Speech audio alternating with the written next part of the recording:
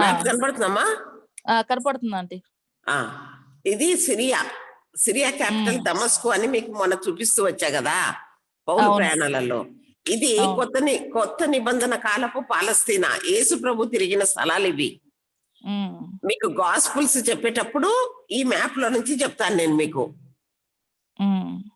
యేసు ప్రభు తిరిగిన స్థలాలు, పేతురు తిరిగిన స్థలాలు ఇవి. అయితే ఈ దమస్కు అనగానే దిస్ ఇస్ సిరియా అని మనం గుర్తుపట్టాలి. ఇక్కడ దమస్కు ఉంది అంటే ఇదంతా సిరియా. ఇక్కడ మన అంతియోక్ చర్చ్ ఉంది.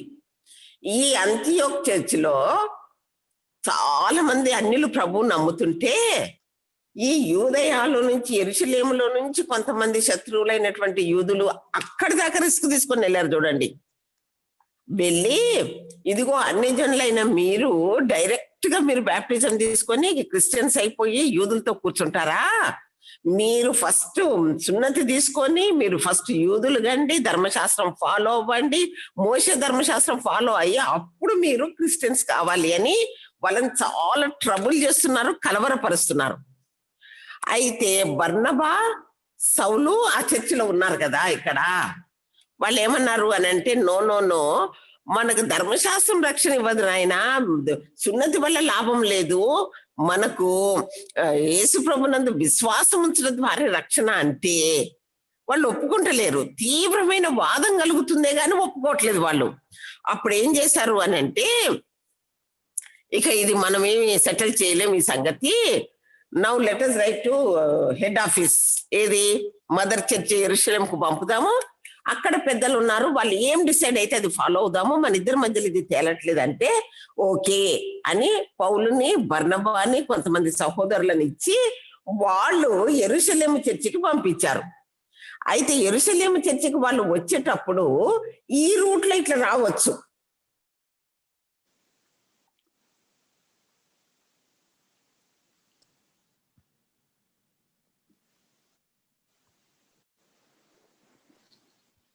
ఫ్రీజ్ అయింది అనుకుంటా ఆంటీ. ఈ యెరూషలేముకు వచ్చారు వాళ్ళు, అర్థమైందమ్మా?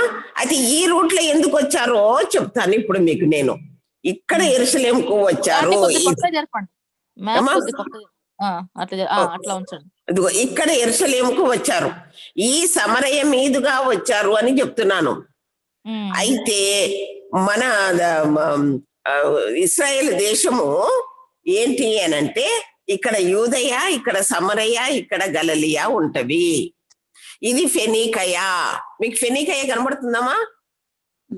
ఫెనీకయ కనపడుతుంది. ఫెనీకయ అంటే వీళ్ళు ఇక్కడ నుంచి ఫెనీకయ, గలిలయ, సమరయ, యెరూషలేముకు వచ్చారు. ఈ రూట్ ఎవరెవరు ఆంటీ? అమ్మా ఎవరెవరు వచ్చారు? పౌలు, బర్నబా ఇంకా కొంతమంది సహోదరులను ఇచ్చి పంపించారు క్లారిఫికేషన్ కి.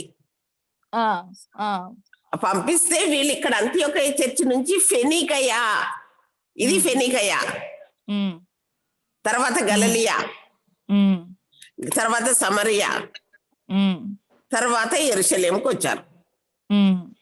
ఈ రూట్ గుర్తు పెట్టుకోండి మీరు అని చెప్తున్నాను ఇప్పుడు నేను చదవక ముందు. ఓకే ఆంటీ, తప్పకుండా కదా.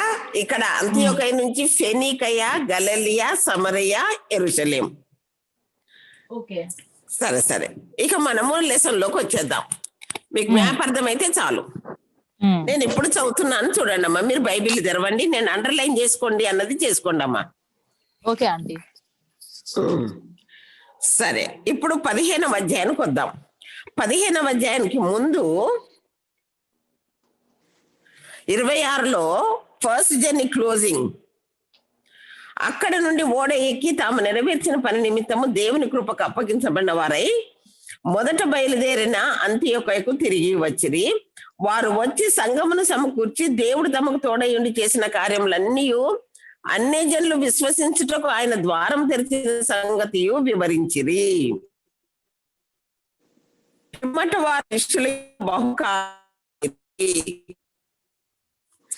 అయితే దేవుడు బహుదూరంగా పౌలును తీసుకెళ్లి సువార్త ప్రకటింపజేస్తానన్న మాట 22, 21లో నిన్న మీకు చదివి వినిపించాను. అందుకు ఆయన వెళ్ళుము, నేను దూరముగా అన్ని జనుల యొద్దకు నిన్ను పంపుదునని నాతో చెప్పాను. దర్శనం ఇచ్చినప్పుడే చెప్పాడు, దూరముగా అన్ని జనుల యొద్దకు నిన్ను పంపుదును అని దేవుడి ప్రోగ్రాము పౌలు పట్ల ఏమున్నదో 22-21 చెప్పినట్టు పౌలే చెప్తున్నాడు. అందుకనే దూర దూర ప్రాంతాలకి పౌలును దేవుడు వాడుకుంటున్నాడు తీసుకెళ్ళి. తర్వాత ఇప్పుడు 15వ అధ్యాయానికి వద్దాము. ఇవాళ మనం 15వ అధ్యాయం ధ్యానం చేసుకుందాం. In between 2 journeys, A journeys, first journey and second journey మధ్యలో ఒక గొప్ప సంఘటన ఉన్నది. అది 15th చాప్టర్ లో ఉంటది అని మనం జ్ఞాపకం పెట్టుకోవాలి. అయితే పౌలు బర్నబా ఇంకా అంతియోకయ చర్చిలోనే ఉండగానే జరిగిన సంఘటన. కొందరు యూదయ నుండి వచ్చి 15th స్టార్టింగ్ నుంచి చదువుతున్నాను. కొందరు యూదయ నుండి వచ్చి అంటే ఇక్కడ డౌన్ లో యూదయ నుండి కనపట్లేదు, మిస్టేక్ కనపట్లేదు. ఇదో ఓకేనా? యూదయ దేశములో యెరూషలేము, యూదయ నుండి వాళ్ళు చూడండి ఎక్కడికి అంత్యోకయ పైకి వెళ్ళిపోయారు.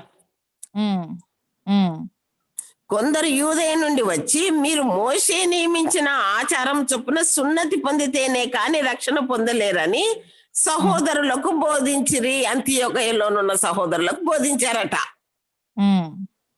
ఏంటి, మీరు తప్పకుండా సున్నతి పొందాలి, మీరు అట్టెట్ట తీసుకుంటారు, అది చాలా రాంగ్ అని కొంతమంది సహోదరులకు బోధించారు. వాళ్ళు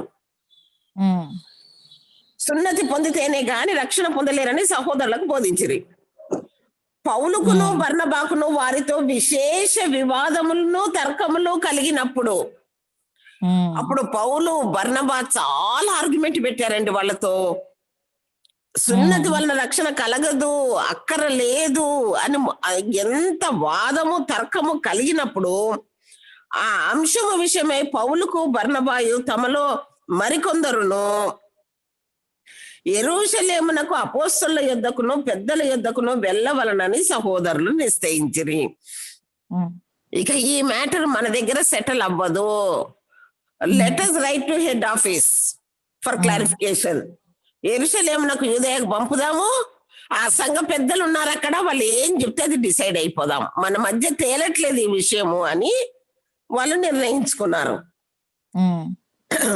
అయితే కాబట్టి వారు సంఘము వలన సాగనంపబడి, ఏ సంఘము వలన, అంత్యోకయ సంఘం వలన సాగనంపబడి ఫినీకే సమరయ దేశముల ద్వారా వెళ్ళుచు అన్నదాని కొరకు నేను ఈ మ్యాప్ తీసుకొచ్చాను మీకు. రూట్ వీళ్ళది ఎట్లా అంటే, ఇక్కడ అంత్యోకయ నుంచి ఫినికయ, గలలియ, సమరయ, ఈ 2 చెప్పాడా లేదా? ఫినికయ సమరయ నుండి ఇట్టే యెరూషలేముకు వచ్చారు. అంటే ఈ ఏరియా కవర్ చేసేటప్పుడు ఏమి చేశారో కూడా మీరు గుర్తుపెట్టుకోవాలి. కాబట్టి వారు సంఘం వల్ల సాగనంపబడి ఫినీకే సమరయ దేశముల ద్వారా వెళ్ళుచు అన్యజనులు దేవుని వైపు తిరిగిన సంగతి తెలియపరచి సహోదరులకందరికి మహా సంతోషము కలగజేసిరి. ఇక్కడ ఆల్రెడీ చర్చస్ ఉన్నాయి కదా, ఫిలిప్పు ద్వారా సమరయలో ఇదంతా సంఘాలు ఉన్నాయి కదా. వాళ్ళందరికీ చెప్పారట, మేము ఫస్ట్ జర్నీలో వెళ్తే ఎంతమంది అన్ని జనులు ప్రభు నమ్మారు, ఎలా అలా జరిగిందని చెప్పితే ఈ ఫినికయలో సమరయలో జనాలు చాలా సంతోషపడ్డారట, మహా సంతోషం కలగజేసిరట. వారు యెరూషలేమునకు రాగా, ఇక సమరయ నుంచి కిందికి దిగి యెరూషలేమునకు రాగా సంఘము వారును అపోస్తలును పెద్దలను వారిని చేర్చుకొనిరి. చూసారమ్మా, సంఘము వాళ్ళును అపోస్తలులు. ఎవరు అపోస్తలులు?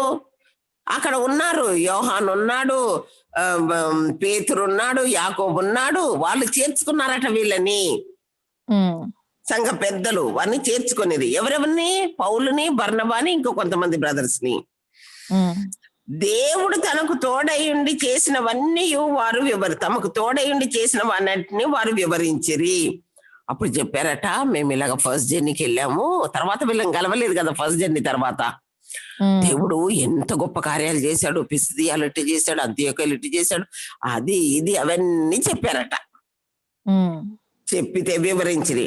పరిసయ్యుల తెగలో విశ్వాసులైన కొందరు లేచి అన్యజనులకు సున్నతి చేయింపవలననియు మోషే ధర్మశాస్త్రమును గైకొనుడనియు వారికి ఆజ్ఞాపింపవలనని చెప్పిరి. వీళ్ళు చెప్తుంటే అక్కడ పరిసయ్యుల తెగలో నుంచి ధర్మశాస్త్రం స్ట్రిక్ట్ గా ఫాలో అవుతారు కదా.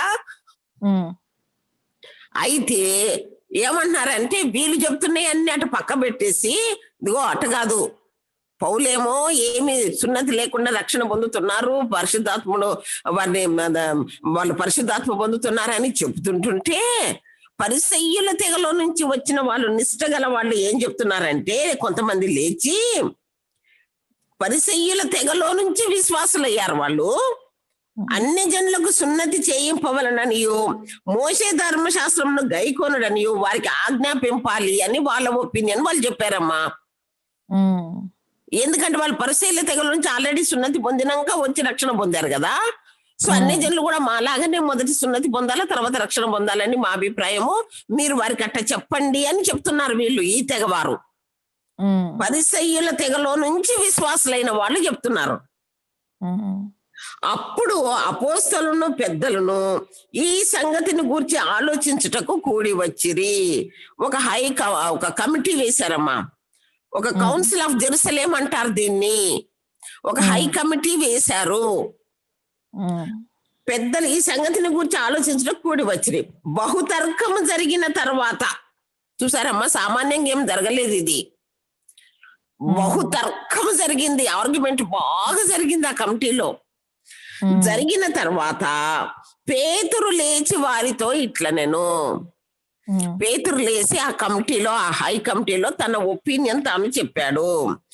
ఏమని చెప్పాడు అంటే, సహోదరులారా, ఆరంభమందు అన్ని జనులు నా నోట సువార్త వాక్యం విని విశ్వసించలాగున మీలో నన్ను దేవుడు ఏర్పరచుకొనని మీకు తెలియను. ఎక్కడా? ఇదిగో నేను కూడా మీలాగే ఉంటిని, ఈ ఒప్పేలో ఆకలేస్తా ఉంటుంటే నేను అక్కడ ప్రార్థన చేస్తా ఉన్నాను. చతుష్పాద జంతువుల దర్శనం 3 సార్లు వచ్చింది.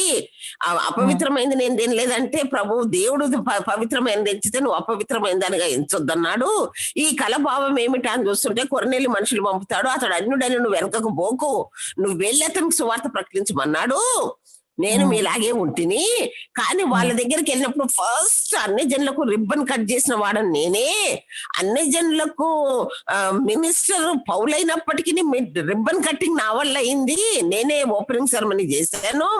కొర్నేలి ఇంట్లో అన్ని జనులందరూ కూడి ఉండగా వారికి వాక్యము చెప్పుచుండగా వారు వినిచుండగా పరిశుద్ధాత్ముడు వారి మీదకి వచ్చి వారిని దేవుడు అంగీకరించాడన్న రుజువుపరిచాడు గనక అన్ని జనులకు దేవుడు నా ద్వారా సువార్తను ప్రకటింపజేసిన సంగతి మీరెరుగుదురు. అంటే అప్పటికి 10 సంవత్సరాలైంది కొర్నేలి ఇంట్లో ఆయన వాక్యం చెప్పి. అన్ని జనుడైన కొర్నేలి ఇంట్లో అనేక మంది పరిశుద్ధాత్మను పొందారు. సహోదరులారా, ఆరంభమంది అన్ని జనులు నా నోట సువార్త వాక్యం విని విశ్వసించులాగున మీలో నన్ను దేవుడు ఏర్పరచుకొనని మీకు తెలియను. మరియు హృదయంలో నెరిగిన దేవుడు మనకు అనుగ్రహించినట్టుగా వారికి పరిశుద్ధాత్మను అనుగ్రహించి, మనకు అనుగ్రహించినట్టుగానే వారికి పరిశుద్ధాత్మను అనుగ్రహించి వారిని గూర్చి సాక్ష్యం ఇచ్చెను. వారి హృదయములను విశ్వాసం వలన పవిత్రపరిచి మనకును వారికి ఏ భేదము కనపరచలేదు. సున్నతి వల్ల పవిత్రత కాదు, విశ్వాసము ద్వారా వారి హృదయాలను పవిత్రపరిచి మనకు వారికి ఏ భేదము దేవుడు చేయలేదు. హల్లెలూయా. అందుకనే మనం కూడా ఇవాళ ఇంత వాక్యం ధ్యానం చేస్తున్నామమ్మా. మనం అన్యులమేగా, మనం యూదులకు పుట్టామా ఏంటి? అన్యులో. మరి ఈ వాక్యం ద్వారా మనము దీవించబడ్డామని చెప్తున్నాను. అవును. ఈనాడు ఇంత పెద్ద డిస్కషన్లు పెట్టి మ్యాపులు పెట్టి నేర్చుకుంటున్నామంటే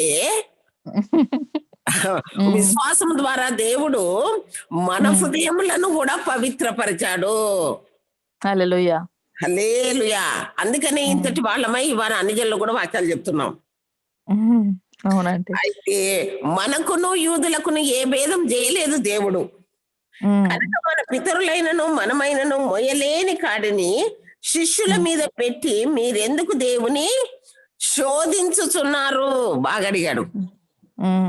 సున్నతి బిన్నతి పెట్టి ఎందుకంత భారం పెట్టి శోధిస్తున్నారు వాళ్ళని అంటాడు. ప్రభువైన యేసు కృపచేత మనము రక్షణ పొందుదామని నమ్ముతున్నాం కదా, అలాగే వారు కృపచేతనే రక్షణ పొందుతారు, సున్నతితోటి పొందుతారా ఏంటి అని తన ఒపీనియన్ చెప్పాడు. చెప్పగానే అంతటా ఆ సమూహం అంతయు ఊరకొండి నోరు మూసుకున్నారమ్మా. అప్పుడు నెక్స్ట్ ఆయన వచ్చి కూర్చున్నాడు మీటింగ్ లో. అప్పుడు బర్నబాయు పౌలు లేచి నిలబడ్డారు.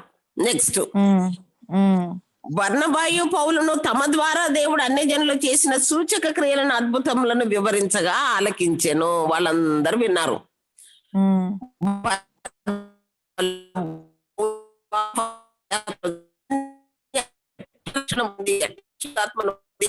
ఎట్టెట్ట చేశారో అదంతా వీళ్ళ ఒపీనియన్ చెప్పి వీళ్ళు వచ్చి కూర్చున్నారమ్మా.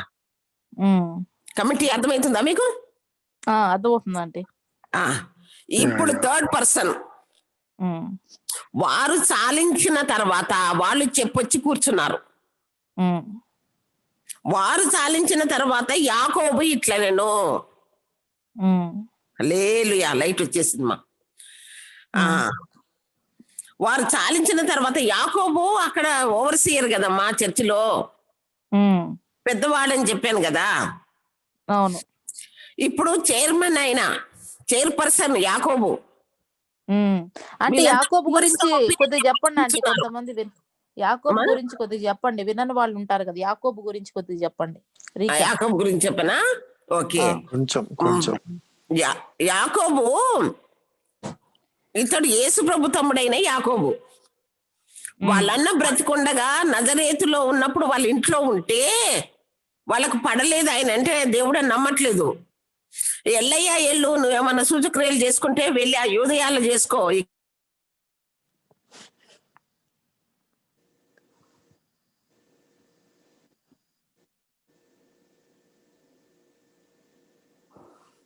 హలో, ఫ్రోజన్ అలా ఫ్రీజ్ అయినట్టుందిరా.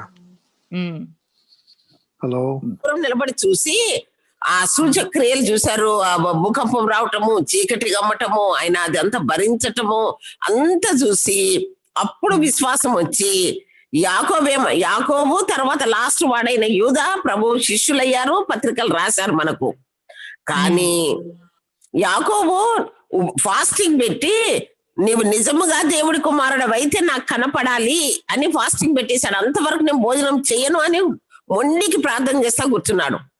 అప్పుడు యాకోబునకు ఒక్కసారి యాకోబు ఒక్కనికి అతనికి కనపడను అని 1 కొరింథీ పత్రిక 15:7 ఉంది.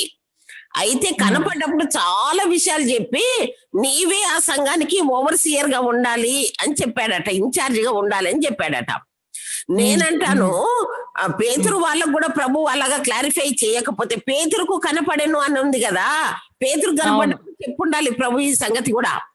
లేకపోతే పేతురు వాళ్ళు ఏమంటారు, పోవయ్యా పో, మీ అన్న బతుకున్నప్పుడేమో ఎన్నడు అంగీకరించలేదు, మేము 2-3 ఏళ్ళు ఆయనతో తిరిగి ఇంత సేవ చేస్తే మాలో ఎవడు పెద్ద అని అప్పుడే డిస్కషన్ వచ్చింది కదా.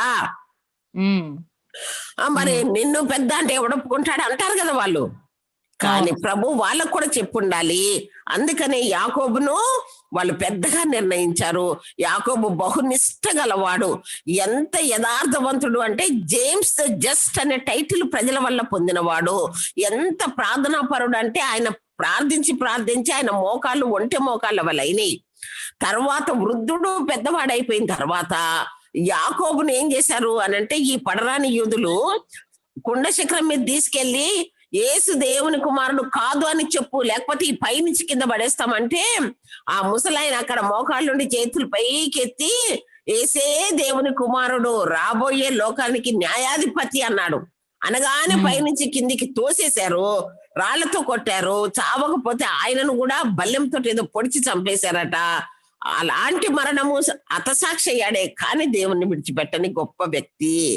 సో ఈ యాకోబు ఇప్పుడు చైర్ పర్సన్ గా ఉండి ఏం చెప్తున్నాడు అనంటే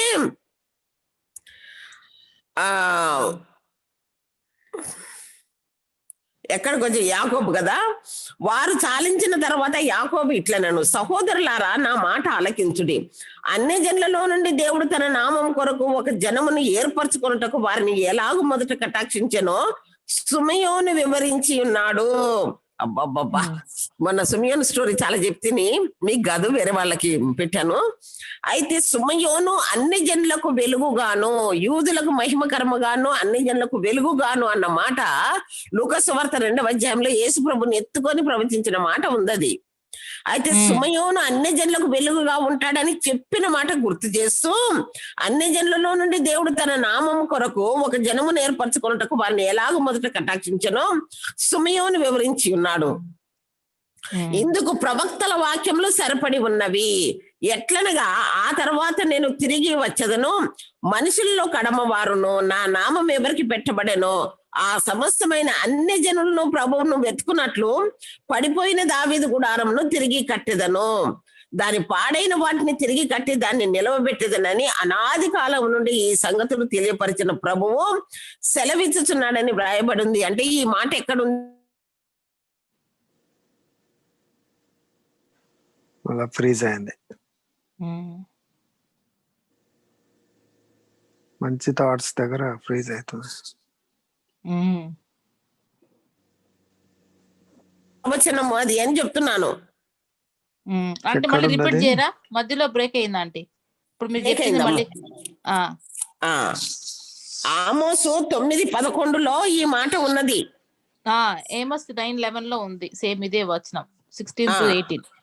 అదే అదే ఎత్తి చెప్తున్నాడు. యాకోబు తన స్పీచ్ లో ఇటు సుమయోను ప్రవచనం చెప్తున్నాడు, అటు ఆమోస్ ప్రవచనం చెప్తున్నాడు ఆధారంగా. ఇప్పుడు సిమియోన్ గురించి ఎందుకు ఆంటీ ఇట్లా స్పెసిఫిక్ గా చెప్పినాడు? ఎందుకు అనంటే సుమయోను ప్రవచనాలలో యూదులకు మహిమకరముగాను, అన్ని జనులకు వెలుగుగాను దేవుడు నిన్ను పుట్టించాడని చెప్పాడమ్మా.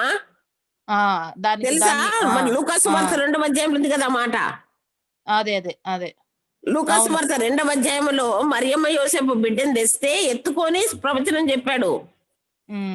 నాదా, ఇప్పుడు నీ మాట చొప్పున సమాధానంతో నీ దాసుని పోనిచ్చుచున్నావు, అన్ని జనులకు నిన్ను బయలుపరచుటకు వెలుగుగాను, ఈ ప్రజలైన ఇశ్రాయేలుకు మహిమగాను, నీవు సకల ప్రజల సిద్ధపరిచిన నీ రక్షణను నేను కన్నులార చూచి తిని, యేసును చూశాను కాదు, కన్నులార రక్షణ చూశాను అంటున్నాడు. 2 గ్రూప్స్ కవర్ చేశాడు. ఇశ్రాయేలుకు మహిమకరముగాను, అన్ని జనులకు రక్షణగాను, వెలుగుగాను. కాబట్టి అన్ని జనులు they are included in this program అని చెప్తున్నాడు. యూదులు ఏమంటారంటే, దేవుడు ప్రత్యేకంగా యూదా జనాంగాన్ని ఏర్పరచుకున్న వంశం మేము, దేవుడు మా సొత్తు, మేము ఆయన సొత్తు, ఇంకెవ్వడు అన్యుడు అందులో కలవటానికి వీల్లేదు అంటున్నారమ్మ వాళ్ళు. కానీ దేవుడు రక్షణ కార్యంలో అన్ని జనాంగంలో ఉన్నారని ఈయన చూపిస్తున్నాడు. చెప్పి ఏమంటాడంటే 19వ వచనం, కాబట్టి అన్ని జనులలో నుండి దేవుని వైపు తిరుగుతున్న వారిని మనము కష్టపెట్టక. అన్ని జనులకు సున్నతి అంటే బహు భారమైన సంగతి. వాళ్ళ ధర్మశాస్త్రం ఫాలో అవ్వటం అంటే ఇంకా భారమైన సంగతి. కాబట్టి కష్టపెట్టక 4 విషయాలు మీరు బాగా గుర్తు పెట్టుకోండమ్మా, రిపీట్ అవుతూనే ఉంటాయి అపోస్తల కార్యంలో, పత్రికలలో. ఏంటి అవి రిపీట్ అయినప్పుడు 15th చాప్టర్ లోని హై కమిషన్ డిసిషన్ అని మీరు గుర్తు పెట్టుకోవాలి. ఏమిటి అంటే, విగ్రహ సంబంధమైన అపవిత్రతను, జారత్వమును, గొంతు విసికి చంపిన దానిని, ఒక యూదులే దాన్ని రక్తమంతా ఓడ్చినాక మాంసం తింటారు. అర్థమైందమ్మా? అవును. మా ఆఫీస్ లో ఒక ముస్లిం ఆయన ఉన్నాడు. ఆయనకి ఒక ఆవిడ ఏం చేసింది, చికెనో మటనో తెచ్చింది, కొద్దిగా వేసుకోండి అంటే ఆయన ఏమన్నాడంటే నేను తినను అన్నాడు. నేను తర్వాత అడిగాను, ఎందుకు జానీ తింటలేదు అంటే, మేడం వాళ్ళు హలాల్ చేశారో లేదో తెలియదు, రక్తం చిందించి వండారో లేకపోతే నాకు తెలియదు కనుక నేను తినను అన్నాడు. అంటే రక్తము చిందించితేనే తినాలి, రక్తము చిందించకపోతే మేము తినము అన్నాడు. అలాగా గొంతు బిసికి చంపితే వాళ్ళు మనము తినకూడదు. రక్తము ప్రాణము, ప్రాణమంతా పోయినాక మాంసం మాత్రం తినాలి మనం. రక్తము తింటే ప్రాణం తిన్నంత లెక్కే. అయితే ఒకప్పుడు ఇక్కడ ఏరియాలలో మాంసం రక్తమంతా పట్టుకొచ్చి కమేలా నుంచి దాన్ని వండి కళ్ళ దుకాణాలలో అమ్మేవాళ్ళు రా. ఇప్పుడు కూడా అమ్ముతున్నారేమో నాకు తెలీదు. ఉమ్. అది కూడా చాలా టేస్ట్ ఉంటదంట. రక్తం కూడా బాగా మసాలా వేసి తాలింపు వేసి ఫ్రై చేస్తారు. నేను కూడా విన్నాను ఆంటీ. ఈ మధ్య ఎవరో గెలిస్తే ఆ రక్తంతో మేము ఏదో వండుకొని తింటామంటే నాకు ఆశ్చర్యం అనిపించింది. ఆ దాన్ని ఏదో పేరు అంటారా, నాకు ఇప్పుడు గుర్తు రావట్లేదు. ఆ చాలా టేస్టీ రెసిపీ అని చెప్పారు వాళ్ళు. చాలా టేస్టీగా ఉంటదంట. అయితే కమ్మేళల్లో రక్తం అంతా ఒలిచేస్తారు కదరా, వంచేస్తారు కదా. ఆ రక్తం అంతా తెచ్చి వీళ్ళు దాన్ని వండుతారు. ఎండుమిరపకాయలు, కరివేపాకులు అంతే మసాలా అంతా వేసి దాన్ని వండి చీప్ గా కళ్ళు దుకాణాలలో అమ్ముతారు. ఉమ్. అసలు ఒకప్పుడైతే బండి మీద అదే సైకిల్ మీద కూడా అమ్మేవాళ్ళు. ఉమ్. వావ్. సైకిల్ మీద అమ్మేవాళ్ళు ఒకప్పుడు, చాలా నేను చిన్నగా ఉన్నప్పుడు. దాన్ని ఏదో అంటారు, నాకు ఇప్పుడు గుర్తు రావట్లేదు. అయితే అందుకని ఏమంటున్నాడు అని అంటే, గొంతు పిసికి చంపిన దానిని రక్తమును విసర్జించుటకు వారికి పత్రికలు రాసి పంపవలనని నా అభిప్రాయము. మీరు గుర్తుపెట్టుకోండి అమ్మా, విగ్రహ సంబంధమైన అపవిత్రత, జారత్వము, గొంతు పిసికి చంపిన దానిని, రక్తమును, ఈ 4 విసర్జించితే చాలు. ఇంకేమంటాడంటే, వారికి పత్రిక వ్రాసి పంపవలన అభిప్రాయం. ఏలయనగా సమాజ మందిరములలో ప్రతి విశ్రాంతి దినమున మోషే లేఖనములు చదువుట వలన మునుపటి తరం నుండి అతని నియమమును ప్రకటించి వారు ప్రతి పట్టణంలో ఉన్నారని చెప్పారు. ఎవ్రీ సండే సమాజ మందిరంకి వెళ్తున్నారు కదా, అక్కడ నేర్చుకుంటారులేండి వాళ్ళు. ఇంకా మనం ఏం భారం పెట్టొద్దు. ఎవ్రీ సండే వాళ్ళు వెళ్ళి నేర్చుకుంటారు. అప్పట్లో సమాజ మందిరాలు ఉన్నాయి యాకోబు పత్రిక రాసేటప్పుడు, ఇది లెటర్ రాసేటప్పుడు. అప్పుడు సహోదరులలో ముఖ్యులైన బర్సబ్బాను మారు పేరు గల యూదాను, శీలాను తమలో ఏర్పరచుకొని పౌలుతోనూ బర్నబాతోనూ అంతియొక్క పంపుటకు యుక్తమని అపోస్తలులకును పెద్దలకును సంఘమంతటికి తోచెను. అక్కడ 3 గ్రూప్స్ ఉన్నారు. పెద్దలు ఉన్నారు, అపోస్తలు ఉన్నారు, సంఘం ఉంది. అయితే ఆ కమిటీలో అయితే మన దగ్గర నుంచి కూడా 2 బ్రదర్స్ ని పంపిద్దాము. వాళ్ళిద్దరు ఎవరు అని అంటే, బర్సబ్బాను మారు పేరు గల యూదాను, శీలను. శీల గురించి ఒక ప్రత్యేకమైన లెసన్ చెప్పానమ్మా, నీకు పంపుతాను కావాలంటే, సరేనా? అయితే చెప్పండి ఆంటీ. అమ్మా కొద్దిగా చెప్పగలిగితే చెప్పండి. ఇప్పుడు శీలనా, ఆయన కూడా గొప్ప ప్రవక్త అమ్మా. He's equivalent to apostle Paul. Assistant కాదు. అసలు ఇంకా ఆయన గ్రీక్ ఉంటది కదా, అపోస్తలుడైన పౌలు గ్రీక్ కంటే మించిన గ్రీక్ ఆయనది. తర్వాత పేతురు శీలా చేత రాయించాడు ఈ లెటర్స్. పేతురు శీలకు, అయితే పేతురు చెప్పిన వాటిని శీలా ఏం చేశాడు అని అంటే, తనకు మంచి మంచి స్కాలర్ కదా, ఆ పేతురు పత్రికలను ఏం చేశాడట, తను ఎడిటింగ్ చేసి రాశాడట అవన్నీ. ఒపీనియన్ ఏమో పేతురుది పత్రికలది, డ్రాఫ్టింగ్ అంతా శీలా. అందుకని శీలా లెసన్ పెట్టమంటే పెడతాను ఒక రోజు. అది నా దగ్గర మంచి మంచి లెసన్స్ ఉన్నాయి రా, ఈచ్ క్యారెక్టర్ గురించి. మన ఎవరు రూఫస్ ఉన్నాడు చూడమ్మా, రూఫస్ అయినా, నిగరెనబడిన సిమియోనేనా, తర్వాత అననీయ, ఈయనకు ప్రార్థన చేసిన అననీయ, పౌలుకు ప్రార్థన చేసిన అననీయ పెట్టమంటే నేను ఇవన్నీ నీకు పెడతాను, సర్క్యులేట్ చేయి మరి. ఓకేనా? ఎంత సంతోషం వద్దో క్యారెక్టర్స్ అన్ని వింటుంటే. సరే, అయితే వాళ్ళని మాత్రమే పంపకుండా మన దగ్గర నుంచి 2 బ్రదర్స్ ని, ఎవరిని, యూదాని తర్వాత శీలాను పంపిద్దామని పెద్దలందరూ నిర్ణయించారు. వీరు రాసి వారి చేత పంపినది ఏమనగా, అపోస్తలును పెద్దలైన సహోదరులను అంతియొకయలోను, సిరియాలోను, కిలికియాలోను నివసించుతున్న అన్ని జనులుగా ఉండిన సహోదరులకు శుభం. అయితే నాట్ ఓన్లీ అంతియోక్, సిరియా అంతటా కిలికియాలోను నివసించుతున్న అన్ని జనులుగా ఉండిన సహోదరులకు అందరు కలిపి రాసేశారు. అన్ని ఏరియాస్ కవర్ చేసి శుభం చెప్పారు. కొందరు మా యొద్ద నుండి వెళ్ళి, మా యొద్ద నుండి అంటే యెరూషలేము నుంచి పైకి వచ్చారన్నమాట, మీ దగ్గరికి వచ్చి తమ బోధ చేత మిమ్మల్ని కలవరపరిచి మీ మనసులను చెరుపుచున్నారని వింటిమి. వారికి మేము అధికారం ఇచ్చి ఉండలేదు, అన్ఆథరైజ్డ్ పర్సన్స్ వచ్చి మిమ్మల్ని కలవరపరిచారు కనుక మనుషులను ఏర్పరిచి మన ప్రభు అయిన యేసుక్రీస్తు పేరు కొరకు తమను తాము అప్పగించుకొనిన బర్నబా, పౌలు అను మన ప్రియులతో కూడా మీ యొద్దకు పంపుట యుక్తమని మా అందరికి ఏకాభిప్రాయము కలిగెను. ఎవరెవరికి? సంఘ పెద్దలకు, అపోస్తలులకు, సంఘానికి. కాగా యూదాను శీలాను పంపి ఉన్నాము, వారును నోటి మాటతో ఈ సంగతులు మీకు తెలియజేతురు. వీళ్ళు ఎంబటి రాకపోతే వాళ్ళు మీ లెటర్ ఎక్కడో రాసుకొచ్చుకున్నారు అంటారు. అందుకనే మా దగ్గర నుంచి కూడా ఇద్దరు ప్రజల మెంబర్స్ నుంచి మీకు పంపిస్తున్నాము. మళ్ళీ రిపీట్ అవుతుంది చూడండి మీరు. విగ్రహములకు అర్పించిన వాటిని, రక్తమును, గొంతు బిసికి చంపిన దానిని, జారత్వమును విసర్జింపవలను. 4 ఐటమ్స్ మళ్ళీ రేపు అడిగితే మీరు చెప్పగలగాలి. ఈ అవశ్యమైన వాటికంటే ఎక్కువైన ఏ భారమును మీ మీద మోపకూడదని పరిశుద్ధాత్మకును మాకును తోచెను. చూసారా ఎంత ధైర్యం ఉంటే పరిశుద్ధాత్మకును మాకును తోచెనంటాడమ్మా. అవునండి, అంటే ఎంత ధైర్యం ఉండాలి.